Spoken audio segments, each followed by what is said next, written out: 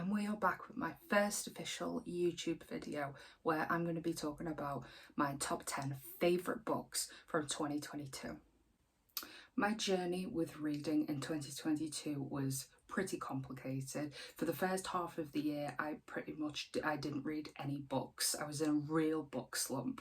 But after discovering Book Talk and all of the recommendations there, all the books that everybody was hyped about, I had to see what everyone was talking about. So you can see my little list here. You probably might recognise some of the spines here, but these are probably going to be books that you recognise from Book Talk.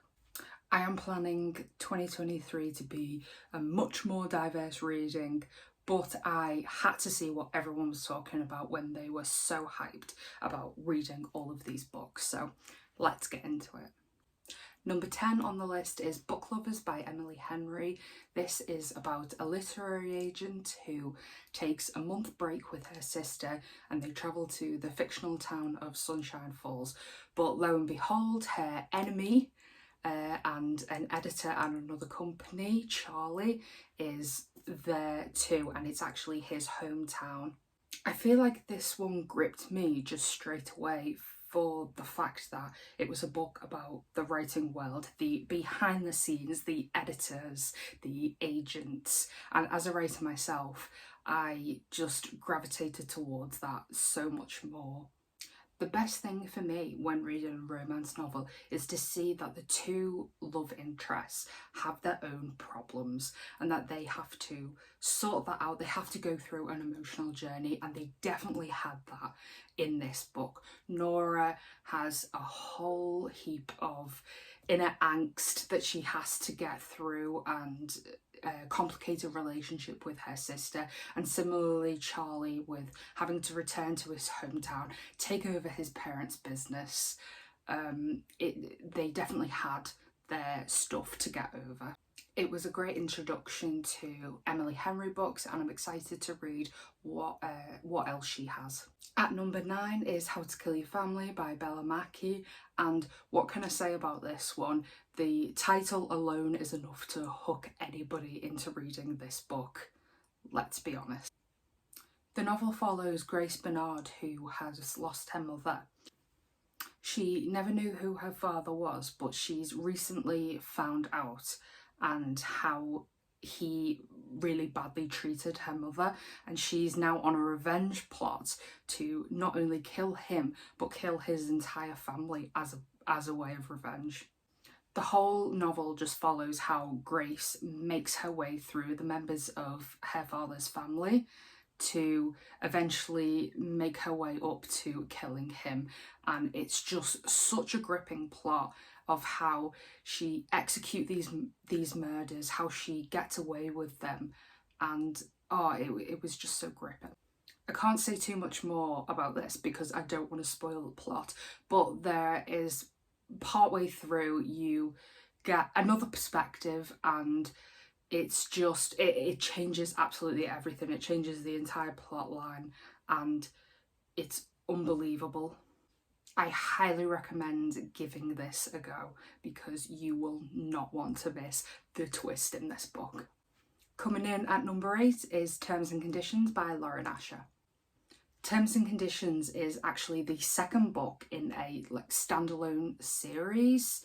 The first book is The Fine Print, which I actually really didn't like all that much. I rated it 2 stars in the end. However, I decided to give Terms and Conditions a go because I had heard this one was much better, and I thoroughly agree. It ended up being a 5-star read for me. Book 2 follows Declan Kane, who is the eldest of all of the grandsons, and his ultimatum is that he has to marry somebody and have a baby within a certain time frame. What happens very quickly into the novel is that Declan scares away any potential love interest that he could have, and in their place, his assistant Iris decides that she will be the fall guy as to marry him and have a baby. But of course we know they've already known each other for years. There's already that tension there and the potential for that spark of romance, so we all know how that is going to end up. And even though that they fight it for most of this novel, it's still such a gripping read. I feel like the reason this worked over the fine print was because they already knew each other, they already had this history, there was already that potential there, whereas in the fine print they hadn't met at all before, and the spark of romance that happened there just fell completely flat for me. Overall, a really enjoyable read, and I highly recommend if you like enemies to lovers, this will be right up your alley. Number 7 on my list is Red, White and Royal Blue by Casey McQuiston. The novel follows Alex, who is the son of the first ever female president, and Henry, who is the Prince of England. You can already tell that just from their titles alone that a love story like that is going to be completely unachievable. And while so many people have criticised this book for being idealist, I want to say, personally, I really didn't care that this was just completely unrealistic in real life. I really love the love story, and if it's a queer book, I'm going to read it and I'm probably going to love it. The whole dynamic between Alex and Henry is just so funny throughout the book. They constantly take jabs at each other, and you can just see the love and the friendship that blossoms throughout the novel, through all the circumstances that they go through, and I'm really happy they got their happy ending. And at number 6 is It Ends With Us by Colleen Hoover. I don't want to spend too long in this one because trust me, I could talk for hours about this book, but I have to say that it had to be in my top 10 of the year because at the time of reading it, I really did enjoy it, and I saw exactly what Colleen was going for when reading this. I just thought that the portrayal of domestic violence through the eyes of somebody being abused was really poignant. You get a bit of an insight about how people can convince themselves that situations that happen are never going to happen again, when of course realistically we know that they will. Reading this book, I knew exactly what was going to happen. I knew there were instances of violence that were going to happen again and again until eventually Lily, the main character, wouldn't be able to take it anymore. And I just found it such a heartbreaking read, and I'm very glad that the book ended with her leaving that situation.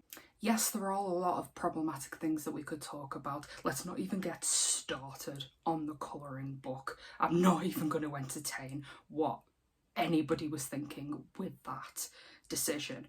But the one thing I don't agree with is that this is marketed as a romance book, because it is a book about domestic violence. It is not a romance, and we all know that. And also the fact that there are no trigger warnings at the beginning of this book. People are picking this up thinking this is going to be a light-hearted romance read, and it just is not.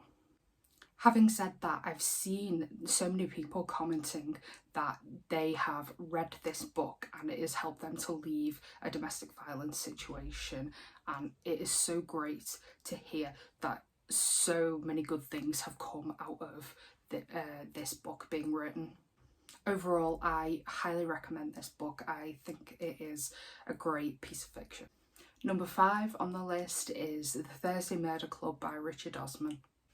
Let me start by saying that I absolutely assumed this would be like every other celebrity's attempt at writing a novel, and had just resigned myself to the fact that it was either going to be a completely huge flop or just entirely mediocre, and I was really surprised when I read this to the fact that I actually really loved it.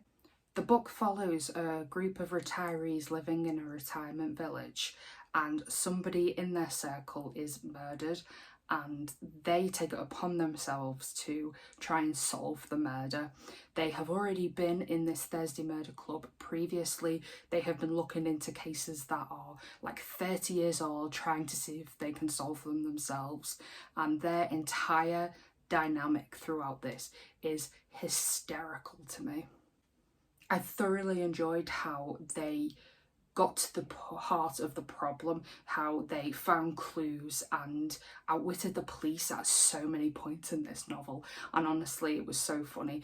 I don't care how unrealistic it was that the police were actually indulging them in their investigation, because it was just hilarious, and the fact that they are 80 years old and they're solving a murder better than the young police. There's at so many times in this novel I was thinking absolutely every single person was the murderer. I could not pinpoint who it was, and even by the time that we figured it out, I did not see it coming at all. So yeah, I really enjoyed reading this novel, and I highly recommend it if you're looking for another crime and mystery.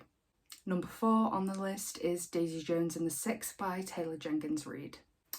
The novel follows Daisy Jones, who is a singer and songwriter, as she joins the band The Six. It shows their rise to fame and also Daisy's relationship with the other member of the band, Billy. At this point when they meet, Billy is already married, so you can already tell that any relationship that they were going to have was doomed right from the very beginning. It is written as an interview style novel, however many years in the future, 20, 30 years in the future, I can't quite remember. It is such a great read. It pulls you into the story straight away, and to already kind of see how things end up, because you're hearing it from the point of view of the band members so many years after they've already split, and you're waiting to get to that crucial moment where you discover why they split up. It's just such a devouring read, and I highly recommend it. Number 3 on the list is The Song of Achilles by Madeline Miller.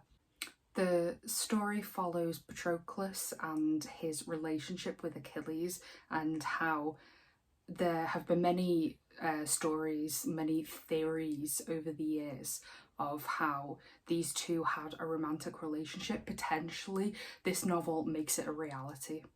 It's one of those stories that just has you hooked from the moment that you start reading, and particularly as you start to get to the end of the story, it is unbelievably heartbreaking, and I had to take a little bit of a break between books after reading this one because I needed to recover.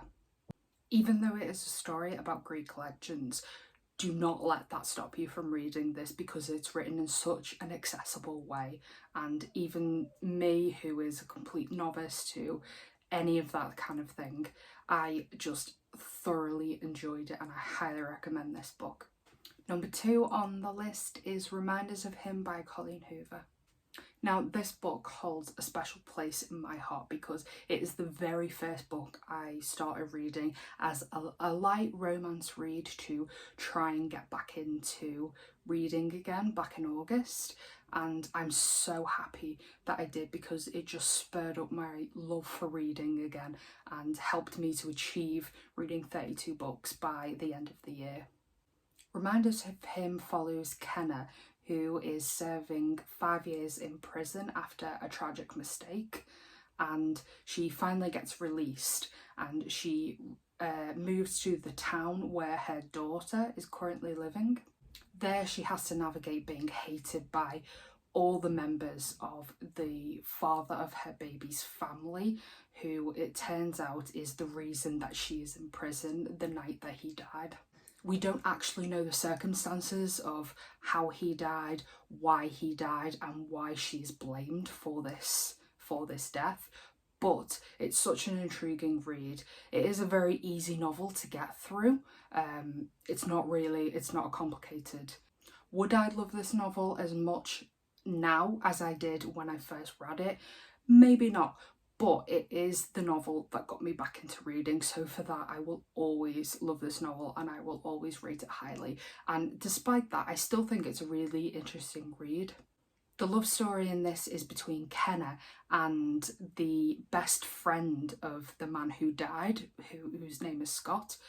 So of course, immediately we already know that Ledger, who is the love interest, already has a preconceived notion about who Kenna is, and at first he doesn't know who she is because she gives him a different name, so he starts helping her before he even realises who she is, and obviously you can tell that is trouble. And my top book of the year is The Seven Husbands of Evelyn Hugo by Taylor Jenkins Reid. From the list of books that I have here, you might have already seen this one coming, but how could I not have this one on my list? It is a stunning read. Before going into this, I didn't really know anything about it. I just knew that the story followed Evelyn Hugo, who was a woman trying to get into Hollywood, into acting, from a very young age, and obviously I knew that from the title she was going to have 7 husbands, and we were going to understand her life, her decisions, how she's got from one relationship to the other. What I did not expect was the sapphic relationship in this book, which immediately had me hooked as soon as I realised that this was where that book was going and that these husbands were actually just a cover for her real relationship with another actress. I was immediately hooked and I could not put this down. The book, similar to Daisy Jones and the Six, it's sort of written in an unconventional way. One of the main characters, who is Monique Grant, she is asked to come to Evelyn's home and do an interview with her, but what she ends up realising is that she isn't really there for the purpose she thinks she is, and throughout hearing all about Evelyn's life story, she ends up realising that their lives are entangled in more ways than one, and you are not ready for the twist. There's multiple twists in this book, but you're not ready for them. If you haven't read this yet, go out and read it now. I promise you, it is worth the read. So yeah, these are my top 10 books of the year. I realise that these are pretty much the same books that pretty much everybody else has talked about on YouTube, on TikTok. I'm going to put these down before they fall. But I'm really excited for 2023 and what that is going to bring. I've already got a massive book list. As you can see, all these books, there's so many here that I need to read, and I'm really excited to get into it and maybe recommend books to you that you've not heard of before, so please stay tuned. I will be forever grateful if you like this video, if you comment down below your thoughts on any of these books, or if you have any recommendations for me to read other books in 2023. And yes, please subscribe.